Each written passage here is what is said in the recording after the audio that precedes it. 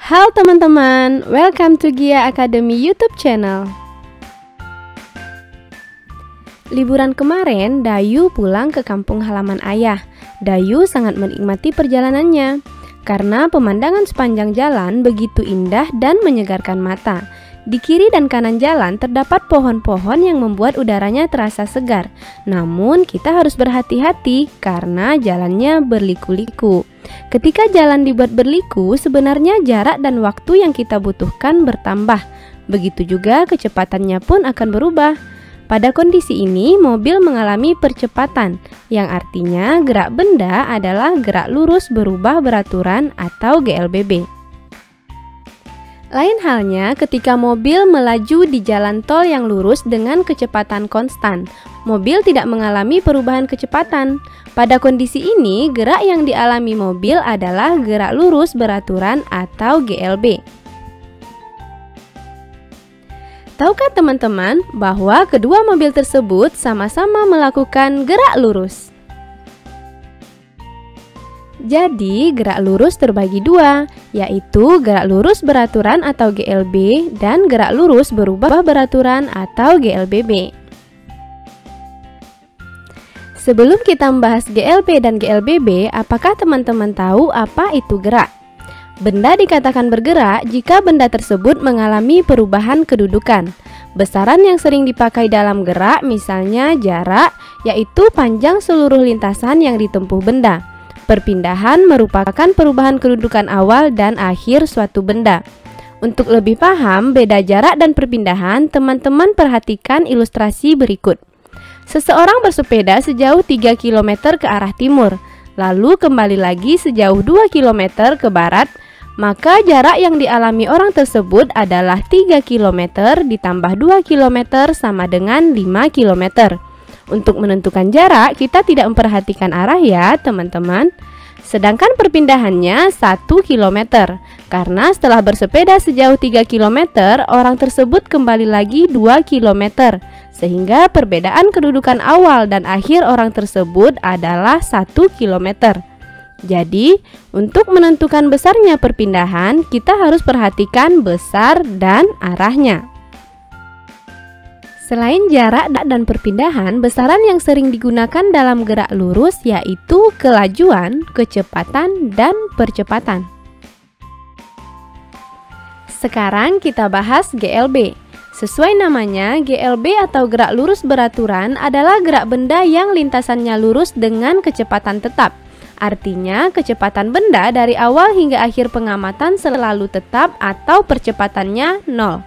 Besarnya kecepatan dituliskan dalam persamaan V sama dengan S per T, dengan V adalah kecepatan dalam meter per sekon, S adalah perpindahan satuannya meter, dan T waktu dalam sekon. Pada GLB ada dua jenis grafik. Grafik antara kecepatan terhadap waktu dapat ditunjukkan oleh grafik berikut, dan grafik jarak terhadap waktu digambarkan dengan grafik berikut ini. Fenomena gerak lurus beraturan yang dapat kita jumpai dalam kehidupan sehari-hari, misalnya kereta api yang melintas di jalur rel yang lurus dan mobil yang melaju di jalan tol dengan kecepatan konstan. Oke, selanjutnya kita akan membahas gerak lurus berubah beraturan atau GLBB. GLBB adalah gerak benda pada lintasan lurus dengan percepatan konstan. Artinya, gerak ini mengalami perubahan kecepatan secara teratur sehingga menimbulkan percepatan yang tetap. Berikut ini persamaan gerak lurus berubah beraturan. Persamaan yang pertama, VT sama dengan V0 tambah A kali T. Persamaan yang kedua, S sama dengan V0 kali T tambah setengah A kali T kuadrat. Dan yang terakhir, VT kuadrat sama dengan V0 kuadrat tambah 2 kali A kali S. Dengan VT adalah kecepatan akhir dalam meter per sekon, V0 kecepatan awal juga dalam meter per sekon, A adalah percepatan satuannya meter per sekon kuadrat. T waktu dalam sekon, dan S perpindahan satuannya meter.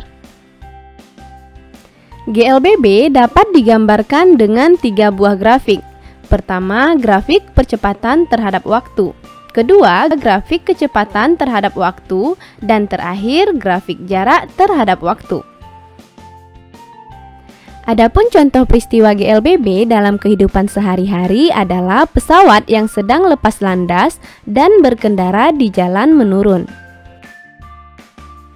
Berdasarkan arahnya, GLBB kita kelompokkan menjadi dua, yaitu pada arah horizontal dan arah vertikal. Pada arah horizontal, benda dapat mengalami percepatan ditandai dengan kecepatan yang bertambah. Benda juga dapat mengalami perlambatan ditandai dengan kecepatan yang berkurang.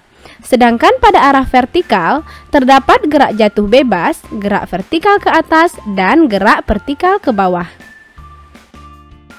Supaya lebih paham, kita bahas contoh soal berikut yuk. Dari soal kita ketahui kecepatan atau V sama dengan 36 km per jam.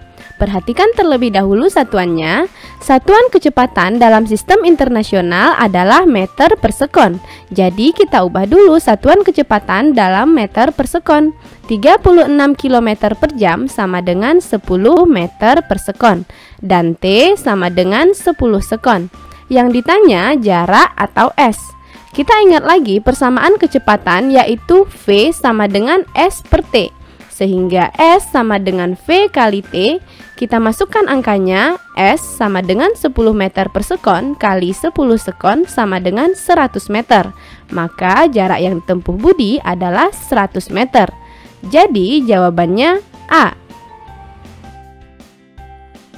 Soal selanjutnya. Sebuah mobil bergerak dari keadaan diam, artinya V0 sama dengan 0. Mobil tersebut mengalami percepatan tetap 4 meter per sekon kuadrat. Mobil bergerak selama 18 sekon. Yang ditanya kecepatan akhir mobil. Untuk menyelesaikan soal ini, kita gunakan persamaan GLBB yang pertama, VT sama dengan V0 ditambah A kali T. Lalu kita masukkan angkanya, VT sama dengan 0 tambah 4 kali 18 sama dengan 72 meter per sekon. Jadi jawabannya adalah D. Oke teman-teman, jelas ya tentang gerak lurus? Tetap semangat belajar dan sampai jumpa di video berikutnya.